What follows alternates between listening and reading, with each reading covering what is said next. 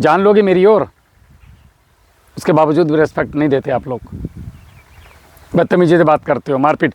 Police जहाँ मन करता है पकड़ के फौजियों को पीटना शुरू कर देती है। कितने केस आए पिछले 8-10 महीने के अंदर। एक कर्नल साहब की पिटाई पंजाब में हुई, कई जवानों को मारा गया, राजस्थान में, हरियाणा में, तमिलनाडु में। कमांडो को पकड़ के आप लोग 10-10 पुलिस वाले मिलकर एक साथ मार रहे हो, फिर सस्पेंड हो रहे हो। ये मानसिकता ही क्यों पाली हुई है कुंठित वाली? सैनिकों से प्रॉब्लम क्या है भाई? हम तुम्हारे ही बीच के लोग हैं। दुश्मन से लड़ने के लिए अपने घर परिवारों को छोड़ करके बॉर्डर पे बैठे हैं। हम पे कृपा करो यार, सम्मान दे दो, थोड़ा रेस्पेक्ट दे दो, ये बनता है। कभी घर छोड़ के नहीं गए ना भी आप, बीवी बच्चों को छोड़ा नहीं है कभी। मैं बात कर रहा हूँ मेरे किसानों से जो देश के रक्षक हैं ज़मीन के, और ये बात कर रहा है जो देश की सीमाओं की रक्षा करता है। एक सैनिक, एक जवान, एक किसानों से बात कर रहा है। तो हमारी बात एकदम स्वस्थ और क्लियर होनी चाहिए।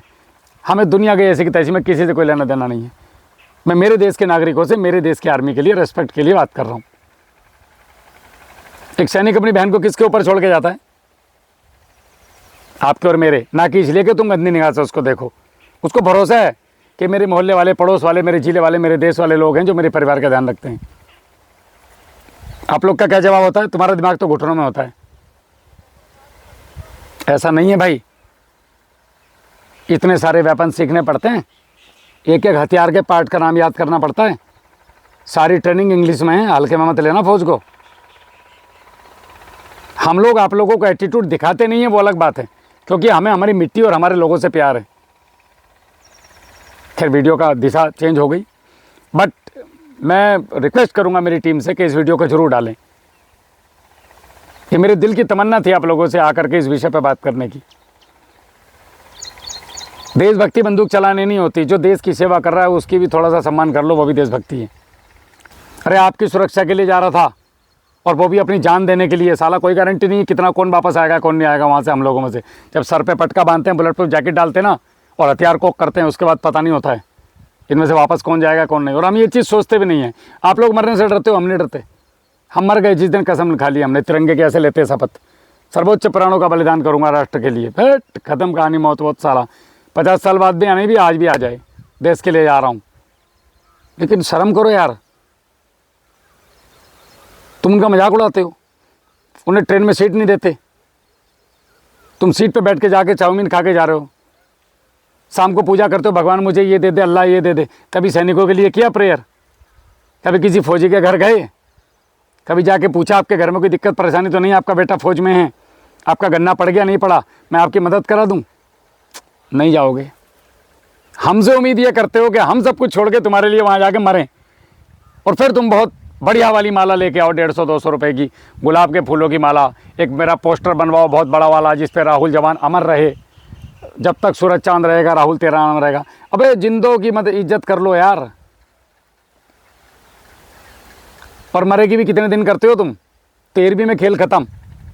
नहीं तो आपके आसपास में जाके देख लो, इतने सारे शहीद हुए होंगे। अपनी आत्मा को हिलाओ ऐसे करके और पूछो अपने अंदर से, कितनी बार गए हो? उस शहीद फौजी के माँ बाप, उसकी बीवी, उसके भाई, उसके बेटे, उनके बच्चों से बात किया कभी बैठ करके? महसूस करना कभी उस दर्द को।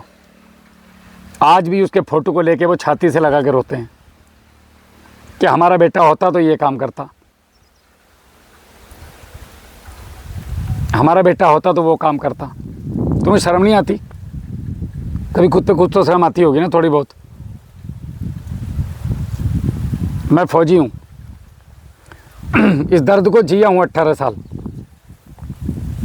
पहले नहीं बोल सकता था कैमरे के सामने, कुछ बंदिशें हैं मेरी वर्दी की, लेकिन अब बोल सकता हूँ।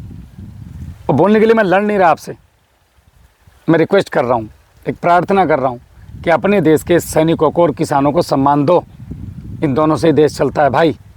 किसान को भी बेचारा कभी ट्यूबवेल फूक गया, कभी 10 काम छोड़ करके बैंक में जा रहे हैं, उसको जाने दो, बेचारे को लेने दो पैसे यार। थोड़ा सम्मान देने में क्या जाएगा तुम्हारा? पुलिस से भी मेरा रिक्वेस्ट है यार, थोड़ा अच्छे से व्यवहार किया करो। थाने में जाते हैं आप लोग, अनरेस्पेक्टेड व्यवहार करते हैं, मारपीट करते हैं जवानों के साथ। क्या समझते हो आप अपने आप को? ये वर्दी आपकी छाती पे हमेशा रहेगी? हम भी वर्दी वाले हैं भाई, और तुमसे ज़्यादा शारीरिक बल है और बुद्धि में बल है। बस थोड़े से सेना के एक अनुशासन में हम बंधे हैं। फौजियों को हल्के में मत लेना, ना किसान हल्के में होता है ना फौजी। तो मेरे कहने का मतलब ये है कि भैया थोड़ी सी रेस्पेक्ट दो, मेहरबानी करो हम फौजियों पे। हमें इज्जत ही चाहिए और हम तुमसे कुछ नहीं मांग रहे। अगर हमें इज्जत मिलती है ना तो हमारा हौसला बढ़ता है। मैं आपको ये चीज़ें क्यों समझा रहा हूँ, जब कोई भी फौजी गांव में आता है, आसपास में आता है, अपने माहौल को अपने लिए रेस्पेक्ट देखता है, तो वो वहाँ पे बड़े जोश के साथ 3 से 4 महीने आपकी सीमाओं की रक्षा करता है। अगर आप चाहते हो कि आपकी इंडियन आर्मी वर्ल्ड में नंबर 1 आर्मी बनी रहे तो रेस्पेक्ट दो भैया, देना ही पड़ेगा।